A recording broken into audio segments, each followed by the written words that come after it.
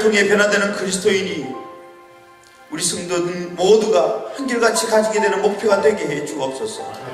성령님이 인도하시는 그 인도하심에 민감하여서 하나님의 마지막 시대의 그 하나님의 뜻을 분별하고 우리의 삶을 낭비하지 않고 영원한 일에 투자하며 살아갈 수 있도록 우리 인생을 축복해 주옵소서. 오늘도 기도를 통해 우리 육체의 한계를 뛰어넘게 하시고 성령이 주시는 힘으로 자발적인 헌신으로 주님을 더욱더 사랑하며 살아갈 수 있는 교회 되게 해 주옵소서. 주 예수 그리스도의 이름으로 기도드리옵나이다. 아멘. 사도행전 22장 17절에서 30절 말씀 찾으셔서 함께 교도가실 때에 아침에 주시는 하나님의 계시의 말씀으로 받으시기 바랍니다. 17절입니다. 후에 내가 예루살렘으로 돌아와서 성전에서 기도할 때에 황홀한 중에 주께서 내게 말씀하시되 속히 예루살렘에서 나가라. 그들은 내가 내게 대하여 증언하는 말을 듣지 아니하리라 하시거늘 내가 말하기를 주님 내가 주를 믿는 사람들을 가두고 또 각 회당에서 때리고 또 주의 곁에서 찬송하고 그 죽이는 사람들의 옷을 지킨 줄 그들도 아나이다.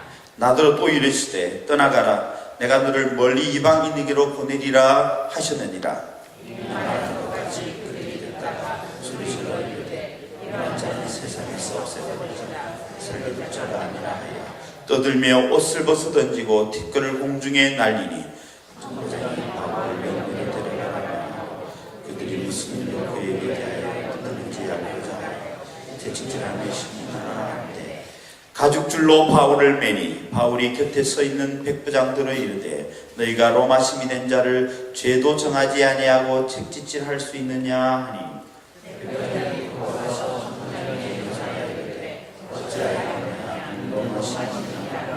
천부장이 와서 바울에게 말하되 내가 로마 시민이냐 내게 말하라. 이르되 그러하다. 천부장이 대답하되 나는 로마인이고 이 신문을 얻으나 나면서 들어가니 신문하려던 사람들이 곧 그에게서 물러가고 천부장도 그가 로마 시민인 줄 알고 또 결박한 것 때문에 두려워하니라. 함께 읽겠습니다. 이튿날 천부장은 유대인들이 무슨 일로 그를 고발하는지 진상을 알고자 하여 그 결박을 풀고 명하여 제사장들과 온 공회를 모으고 바울을 데리고 내려가서 그들 앞에 세우니라. 아멘. 지금 오늘 박승희 담임 목사님 나오셔서 더 큰 일을 행하시는 하나님이라는 제목으로 하나님 말씀 선포해 주십니다. 우리에게 더 큰 일을 맡기시는 하나님께서 오늘 이 자리에 있는 모든 분들에게 함께하기를 주님의 이름으로 간절히 소원합니다. 사도 바울이 다메섹 도상에서 예수 그리스도를 만났습니다. 아마 정말 저도 꿈속에서라도 이렇게 주님을 뵌 적이 있지만 정말 살아있는 주님을 내 눈으로 목도하고 또 그 주님과 함께 감격의 시간을 가졌다면 우리는 참으로 견딜 수 없는 그러한 삶이 우리에게 함께할 것입니다. 저는 여기에 있는 모든 분들도 사도 바울이 그렇게 살아 역사하시는 또 그 주님을 만났던 것처럼 우리의 삶 속에서도 그러한 역사가 함께하기를 주님의 이름으로 간절히 소원합니다. 그런데 이 사건이 우리에게 참 중요한 것 중에 하나는 어떤 노력과 최선을 다해서 주님을 만난 것이 아닙니다. 율법을 공부하다가 논쟁하다가 주님을 만난 것이 아니라 주님이 찾아오셨다는 거예요.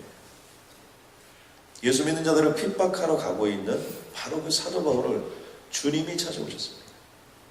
그리고 친히 내가 핍박하는 예수라고 하면서 사도 바울을 하나님께서 불러주시는 바로 그 장면이 늘 우리들이 내가 예수를 믿은 것 같고 내가 최선을 다하는 것 같고 또 내가 신앙을 지키는 것 같고 이렇게 생각하기 쉽습니다. 그러나 사실 따지고 보면 주님이 먼저 찾아오셨습니다. 그리고 주님이 우리와 함께 하신 겁니다. 주님이 이 시간까지 우리를 인도해 주신 겁니다. 그렇기 때문에 오늘 우리가 여기에 있는 것이고 그렇기 때문에 기독교는 은혜가 아니면 설명할 기가 없어요. 그러니까 하나님의 은혜가 임하여서 여기까지 온 겁니다. 하나님의 모습도 마찬가지입니다. 에레미야 33장 2절에 보니까 이를 행하시는 여호와 그것을 만들어 성취하시는 여호와 그의 이름을 여호와하는 이가 이와 같으시리로다. 하나님께서 일을 행하시는 것도 하나님이 먼저 시작하신 거예요. 그리고 하나님이 인간을 창조하셨고 그 하나님께서 인간에게 복 주시기를 원하셨습니다. 하나님이 먼저 시작하신 거예요. 또 그리고 그 하나님께서는 그 모든 일들을 성취하시는 하나님. 여러분에게 하나님이 인생을 허락해 주신 분이 하나님이시라면 여러분의 인생을 가장 아름답고 복된 길로 인도하시는 그 하나님도 하나님이신 줄로 믿습니다. 그러니까 내 인생의 주인이 내가 아니고 내 인생의 주인은 하나님이고 하나님이 내 인생을 이끌어가는 겁니다. 하나님이 열어주신 만큼 우리가 가는 것이고 하나님이 넓혀주신 만큼 우리가 넓어지는 거고 하나님이 역사해 주시는 만큼 우리 삶 속에 역사가 일어나는 인생, 바로 그것이 예수님을 믿고 살아가는 인생들의 모습입니다. 그 주님께서 우리에게 한 가지 원하는 것이 있습니다. 그것은 바로 그 다음 절에 나오는데요. 너는 내게 부르짖으라 내가 내게 응답하겠고 내가 알지 못하는 크고 은밀한 일을, 크고 비밀한 일을 주님께서 우리에게 보여주시겠다는 거예요.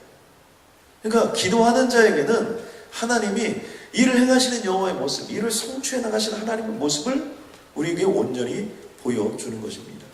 그러므로 오늘 이 새벽에 오신 분들도 우연히 온 자들이 아니요, 우연히 기도하는 자들이 아니요, 하나님께서 일을 행하시고 성취하시기 위하여 우리를 불러주셨다는 사실입니다. 또 한 가지, 예수님은 어떤 분입니까? 예수님도 똑같은 분이세요. 먼저 찾아오시는 분이세요. 누가복음 19장 10절에 보니까 인자가 온 것은 잃어버린 자를 찾아 구원하려 함이니라. 그러니까 먼저 주님께서 잃어버린 자들을 찾아서 주님이 오신 겁니다. 우리가 어떻게 예수를 믿었든, 부모님이 예수를 믿어서 신앙생활을 시작했든, 친구 때문에 신앙생활을 시작했든, 아니면 어느 날 갑자기, 그런 분도 계시더라고요. 어느 날 갑자기 교회에 가야겠다 그런 생각을 하셔서 오신 분도 계시고, 어렸을 때 교회를 다니는데 왠지 교회를 가야 되지 않을까 고민했는데 어느 날 마켓에 딱 나오는데 동부 사랑의 교회 팜플렛을 딱 나눠주는 순간, 아, 주님이 나를 부르시는구나, 그 팜플렛 한 장 때문에 교회에 오신 분도 계십니다. 어떤 과정 때문에 오셨든 사실은 주님이 먼저 찾아오셨다는 것입니다. 저는 그러므로 이곳에 있는 모든 분들이 이 사실을 믿고 이 사실을 따라간다면 여기 있는 모든 분들의 남은 생애 또한 주님이 동행하여 주시고 주님이 함께해 주시고 주님이 역사하여 주실 줄로 믿습니다. 그렇게 사도 바울은 주님을 만나고 그 감격 때문에 다메섹에 가서 아나니아를 통해서 그 눈에 비닐이 벗겨지고 새로운 인생이 시작됐습니다. 그리고 그는 예루살렘으로 돌아옵니다. 얼마나 행복했을까요? 그리고 얼마나 감격스러웠을까요? 아마 수없이 많은 생각들을 하고 왔을 겁니다. 야, 내가 이렇게 변한 모습들을 사람들은 알 수 있을까? 내가 지금 갈 때는, 다메섹으로 갈 때는 예수 믿는 사람들을 잡아 죽이러 갔는데 그 공문서를 들고 거기 있는 사람들을 다 이단이라고 생각하고 다 그렇게 생각하고 갔는데 이제 내가 변해서 그 주님을 만나면 얼마나 기뻐할까? 얼마나 역사가 일어날까? 얼마나 환상적일까?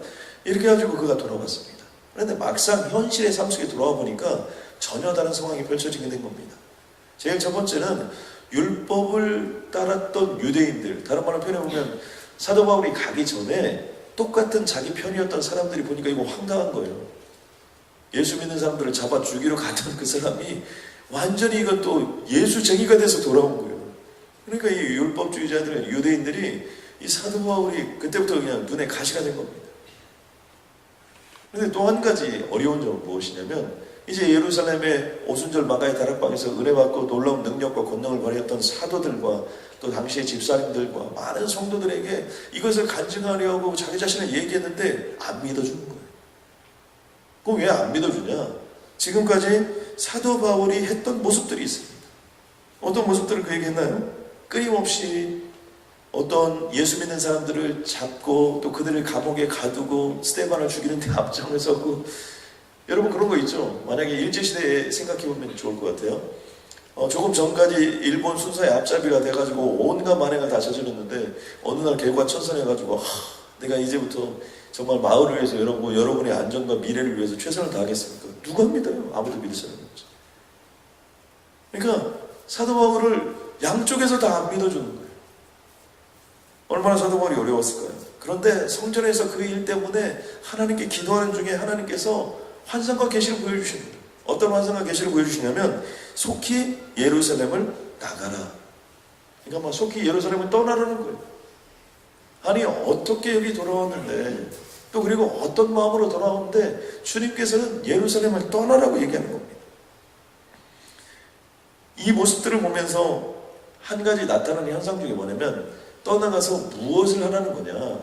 주님이 오늘 본문 21절 말씀해 보니까 나더러 또 이르시되 떠나가라 내가 너를 멀리 이방인에게로 보내리라 하셨습니다. 우리가 여기서 중요한 내용들이 하나 들어있는데요. 그것은 무엇이냐면 그때는 사도 바울에게 무슨 얘기인지 몰랐어요.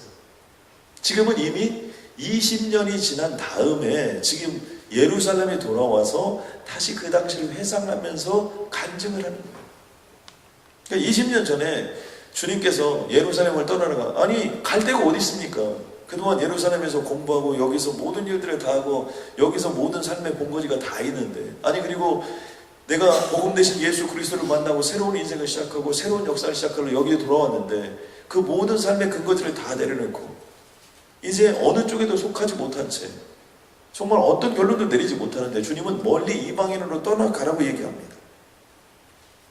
여러분 때로는요 우리의 삶 속에서 내가 은혜 받았는데 어떤 능력 받았는데 또 더 신앙생활 하는데 더 하나님의 이름으로 나아가는데 진퇴양난의 길에 빠질 때가 있다. 요셉이 어떻습니까? 요셉이 정말 신실하게 하나님을 믿고 정말 순수하게 정말 부모님께 순종하고 삶을 살아도 형들에게 버림을 받습니다. 또 보디발의 아내에게 또 모함을 받습니다. 감옥 한 구렁텅이로 던져지는 거예요. 감옥에서 또 최선을 다해서 섬기다 보니까 술 맡은 관원장이나 여러분 이런 사람들을 만나고 또 그런 사람들을 통해서 복귀가 이루어질 줄 알고 그들을 도와줬는데 또 버림을 받습니다. 그런데 이런 모든 버림의 과정이 실질적으로는 그의 삶 속에서 무려 17살부터 30살이 될 때까지 13년 동안 계속해서 내리막이 간 것 같지만 결론적으로 보면 어떻습니까? 그게 가장 빠른 지름길이라는 거죠. 사실은 요셉 같은 사람이 애굽에서 국무총리가 될 수 있는 길은 절대로 없습니다. 그런데 주로 이렇게 구렁텅이에 빠져서 그곳에서 정치범들을 만나고 당시의 세력가들을 만나고 또 그리고 당시에 어떤 권력을 가진 모든 사람들과의 만남들이 이루어졌고 그곳에서 감옥 수업을 통해서 역사를 이루었던 인물이 요셉이에요. 사도 바울도 마찬가지입니다. 그가 예루살렘을 떠나지 않았다면 그는 이방인의 사도로서의 삶을 살 수도 없었을 것이고 그리고 지금 1차, 2차, 3차 전도행을 마치고 와서 하나님의 복음을 전하고 이거 간증하는 장면입니다. 그러니까 지난 20년 동의 삶을 내가 뒤돌아보니까 정말 눈물이 앞을 가린 거예요. 와 그렇구나. 정말 하나님이 살아계셨구나. 그때 주님이 나에게 예루살렘을 떠나라고 하셨을 때 그때 얼마나 어렵고 또 그것을 순종한다는 것이 얼마나 힘들었는데 주님의 이름으로 안디옥으로 떠나고 또 그리고 그것을 통해서 하나님의 역사를 이루고 그리고 그 복음의 역사를 통해서 나타나는 모습들을 보는 그 사도 바울은 얼마나 감격적이었는지 모릅니다. 여러분 우리들의 인생도 마찬가지입니다. 때로는 우리들이 생각하기에 굽이쳐가는 것 같고 때로는 우리들이 생각하기에 돌아가는 것 같고 때로는 우리들이 생각하기에 더디가는 것 같고 이렇게 해서 내 인생이 어떻게 될까 이런 걱정거리들이 있을 수 있지만 그것이 주님의 뜻과 함께 가고 주님과 함께 가는 것이라면 그게 바로 지름길이다. 이스라엘 민족들이요 열심히 따라왔지만 홍해바다예요. 홍해바다를 건너는 방법으로는요 갈라져서 가는 게 제일 빠른 거예요. 어떤 사람이 그런 걸 연구했다고 그래요. 뭐 뗏목 만들어가지고 못 간다는 거예요. 힘들다는 거예요. 이미 애굽에 군대가 와서 다 잡아주겠다는 거예요. 있을 수 없다는 거죠. 그러니까 우리들의 삶 속에서 때로는 막히고 또 막히고 또 막히는 일들이 있다 할지라도 에스겔서 47장 7절에 보니까 내가 돌아갔다는 거예요. 강 좌우편에 나무가 심이 많더라. 강이 돌아간 바로 그곳에 더 많은 나무들이 무성히 자라는 역사가 있게 된다는 것입니다. 저는 여기에 있는 모든 분들에게도 이러한 축복이 있길 주님의 이름으로 간절히 소원합니다. 여러분 이제 사도 바울이 예루살렘을 떠나고 또 길리기아 다소지방 또 그리고 아라비아 광야에 가서 시간을 보내고 안디옥에 부름을 받고 가서 복음 역사를 시작해서 어땠습니까? 아시아에 7교회를 남겼습니다. 그 아시아의 7교회가 결국 어떤 역사를 이루는 겁니까? 유럽의 기독교의 역사를 이루는 것이고 바로 그것을 통해서 세계 종교로 거듭나는 모든 토대들이 사도 바울의 이 막힘의 현상 자신의 모든 것들을 내려놓고 떠날 수밖에 없었던 그 황당함의 현상으로부터 그런 역사가 시작되었다는 거예요. 그러므로 우리들의 인생 가운데 주님과 함께 하는데 황당한 일이 발생한다. 여러분 잘 되는 길인 줄로 믿습니다. 이거 정말 기도하고 가는데도 불구하고 자꾸 막힌다. 지름길을 가고 있다는 사실을 여러분 믿으시기 바랍니다. 주님께서는 우리에게 이런 말씀하십니다. 요한복음 14장 12절에 보니까 나를 믿는 자는 내가 하는 일을 그도 할 것이요 또한 그보다 큰 일도 하리니. 여러분 아멘입니까? 그러니까 하나님은요, 사도 바울이 그저 예루살렘에 머물고 거기서 그냥 이쪽도 아니고 저쪽도 아니고 어느 곳에 속해 있지도 않은 채 시간과 세월을 낭비하고 사람들 사이에서 이리 굽기고 저리 굽고면서 갈등하고 모든 에너지를 다 빼앗기는 그런 삶을 원천하셨어요. 사도 바울이 누군지 아무도 모르는 곳에 하나님께서는 그를 보내셔서 그곳에 교회를 개척하게 하시고 하나님의 영광과 역사와 능력과 권능을 베풀어 주셨습니다. 저는 동부사랑교회가 이 친후가 교회가 없었던 곳이에요. 이곳에 교회가 세워지게 된 것을 주님의 이름으로 정말 감사하게 생각합니다. 여러분 아멘입니까? 교회가 없는 곳에 교회가 세워져서 하나님의 역사를 이루고 능력을 이루고 권능을 이루지 않습니까? 우리 교회 주변에서 오시는 분들이 별로 안 계세요. 여기 차 안 타고 오신 분들이 아무도 안 계세요. 교회. 오늘 차 안 타고 오신 분 혹시 계십니까? 다 차 타고 오시는 거예요. 가까운 데 없어요. 그러나 하나님의 역사를 이루시는 거죠. 저는 그러므로 주님께서는 우리의 막힘의 삶을 통하여 나를 믿는 자는 내가 하는 일도 할 것이요 내가 한 일보다 더 큰 일도 한다. 그런 얘기는 뭐예요? 복음을 위해서 더 큰 역사를 나타내는 인생을 살아가게 된다는 겁니다. 그런데요, 이런 일들이 있자마자 멀리 이방인들에게도 복음을 전하게 하였다. 그러니까 이때부터 어떤 현상이 나타납니까? 22절에 보니까 이 말하는 것까지 그들이 듣다가 소리질러 이르되 이러는 자는 세상에서 없애버리자. 이렇게 하고 그를 죽이려고 모든 유대인들이 일어나고 선동합니다. 이 모습은 어떤 모습입니까?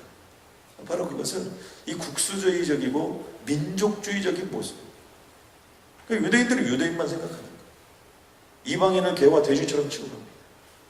그러다 보니까 이방인들에게 복음을 전한다는 것 자체가 견딜 수가 없는 겁니다.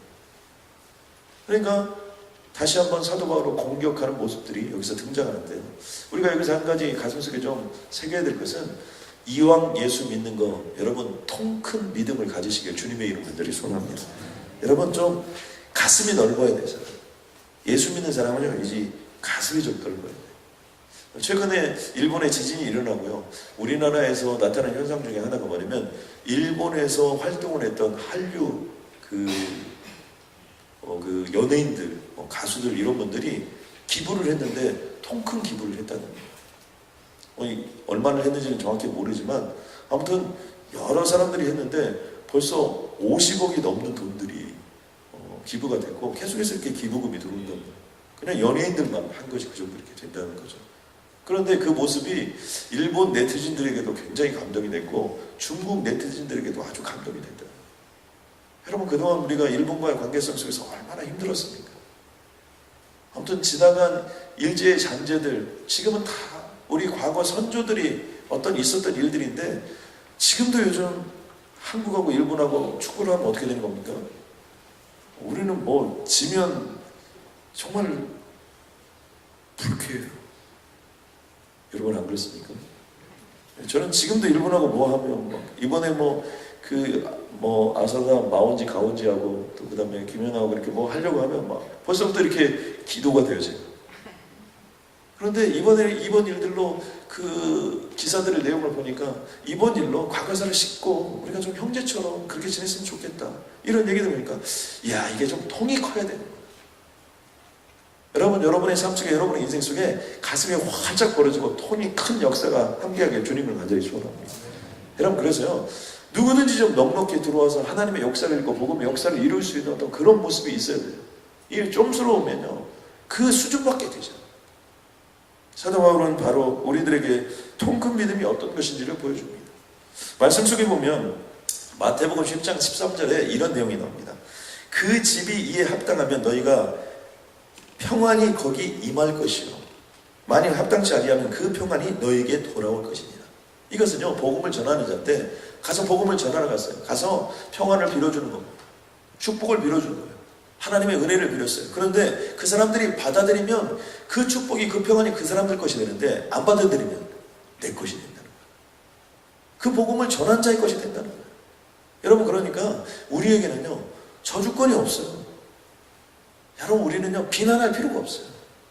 그 사람을 축복하면 그 사람의 축복을 받으면 it's okay. 안 받으면 어떻게 돼요?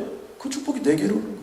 그 사람의 평안을 던져주면 받으면 오케이. 안 받으면 어떻게 해요? 우리의 것이 되는 거예요. 그러니까 저는 예수 믿는 사람은 반드시 승리하고 성공할 수밖에 없다고 저는 확신합니다. 왜요? 주님의 이름으로 복음을 전하고 그 사람들을 위해서 기도하고 주님의 이름으로 나아가니까 바로 거기에서 그들이 받으면 오케이. 못 받게 된다면 그 모든 축복들을 우리가 받게 되는 거예요. 그러니까 비난할 필요가 없어요. 그러자 이제는 더 이상 어떻게 할 수 없는 상황이 오는 겁니다. 그래서 천부장이 이제 바울을 데리고 영내로 들어갑니다. 왜냐하면 그대로 놔두면 바울이 뭐 맞아 죽게 생겼는데. 그리고 와서 심문을 합니다. 그래서 보통 죄수들을 취급하는 것처럼 가죽구루로 메어서 양쪽에다 메어 달고 채찍으로 치라고 얘기합니다. 그런데 가죽구루로 메어 다를 때 그 백부장에게 사도 바울이 한마디를 던지는데 그것은 뭐냐면 너희가 로마 시민권 가진 자를 죄도 정치 아니하고 채찍질할 수 있느냐. 상상할 수 없는 얘기를 하는 겁니다. 백부장이 들어보니까 사도 바울이 지금 로마 시민권자라고 밝히고 있는 겁니다. 당시 로마 시민권자는 특권층이었습니다. 로마 시민권을 갖는 자는 어떤 사람은 진짜로 로마 시민인 자, 이 사람은 로마 시민권을 가졌고요. 또 하나는 전쟁이나 요즘에도 그렇지만 기부, 도네이션을 굉장히 많이 한 자, 이런 자들을 통해서 시민권을 가졌습니다. 그러니까 사도 바울이 유대인에도 불구하고 시민권을 가졌다는 것은 이 사람은 뭔가 특권층이라는 얘기를 거기에 상당히 포함하고 있는 겁니다. 천부장이 너무나 당황했어요. 아니 백부장이 너무나 당황한 겁니다. 그래서 백부장이 곧바로 어떻게 되냐면 뛰어가서 천부장에게 얘기하니까 천부장이 다시 왔습니다. 이 천부장이 아주 순박한 사람인 것 같아요. 천부장이 이렇게 밝힙니다. 뭐라고 밝히냐면 나는 돈 주고 시민권을 샀는데 너는 어떻게 시민권을 얻었느냐. 여러분 돈 주고 시민권 사가지고 천부장까지 될 정도니까 이 로마 사회가 어떤 사회인지 알겠죠. 이 로마의 시민권이라는 것이 얼마나 강력한 거죠. 사도 바울이 천부장을 한 수 딱 아래로 보면서 나는 나면서부터 시민권자였다. 그러니까 이 천부장의 두려움에 사라졌거든요. 저는 이 모습을 보면서 우리가 한 가지 더 붙잡아야 될 것이 있는 것은 무엇이냐면 좀 한 방에 있는 인생을 사시길 주님의 이름으로 간절히 소원합니다. 여러분 아멘입니까? 이게 좀 저력 있는 인생이 필요해요. 그냥 밟으면 밟히고 그냥 죽으면 죽고 이건 그런 인생이 아니에요. 사도 바울이. 이 사도 바울이요 성격적으로도 다혈질입니다. 이 사람이 이렇게 복음을 전할 때는 이렇게 잘 이렇게 차분하게 전하지만 이게 한번 화가 나면요 이게 만만치 않은 사람. 성질 더럽습니다. 그러니까 그런 얘기 할 때 얼마나 이 천부장이 두려워했다고 얘기돼 있어요. 사도 바울을 묶으려고 했던 모든 사람들이 두려움에 사로잡혔다는 거예요. 저는요 우리들이 예수를 믿고 정말 그리스도의 사랑으로 복음을 전하고 이렇게 가는 건 좋지만 누구에 대해서 기독교에 대해서 또 그리고 우리들의 인생에 대해서 삶에 대해서 함부로 하지 못하는 그러한 모습들이 우리에게 반드시 저는 필요하다고 생각합니다. 저는 그러므로 우리들의 인생을 통해서 어떤 그런 역사가 좀 나타나게 원합니다. 그래서 결정적인 순간에 무엇인가 해낼 수 있는 그런 사람. 그래서 우리가 이 평소에 여러분들이 절차탕만하고 시간과 여유가 주어질 때마다 하나님의 복음을 위하여 하나님의 영광을 위하여 뭔가를 갈고 닦는 것. 또 그리고 그런 준비들을 통하여 결정적인 순간이 왔을 때 복음을 위하여 우리들이 쓰임받는 것.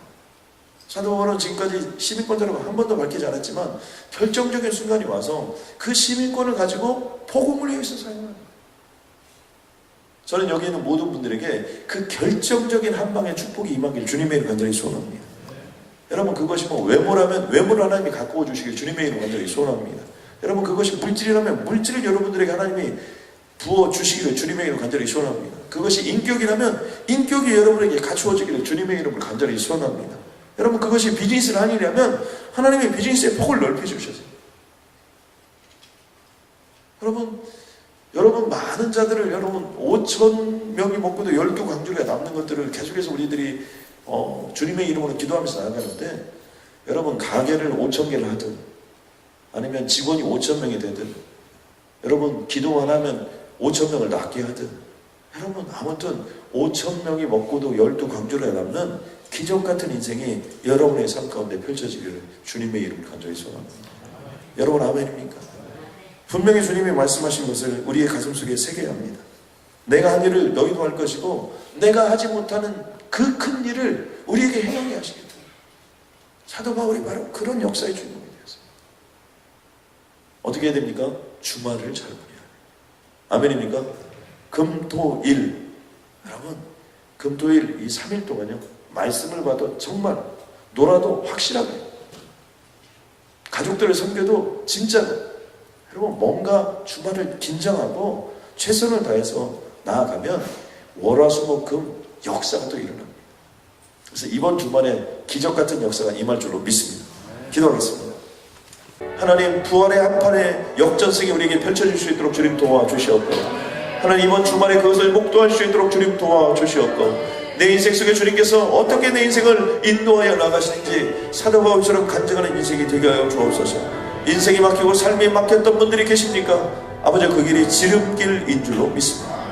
하나님, 더 이상 이쪽도 아니고 저쪽도 아닌, 아버지, 이럴 수도 없고 저럴 수도 없는 상황 속에서 하나님이 허락하신 그 길을 걸어갔던 바로 사도 바울을 통하여 이방인의 사도로서 하나님 유럽의 역사에, 복음의 역사에 장을 열었던 주님처럼, 하나님 오늘 우리가 그러한 막다른 골목길 속에서도 하나님의 기적을 이루고 능력을 이루고 권능을 이루는 귀하고 복된 인생 되게 하여 주옵소서. 예수님의 이름으로 기도드렸습니다. 아멘.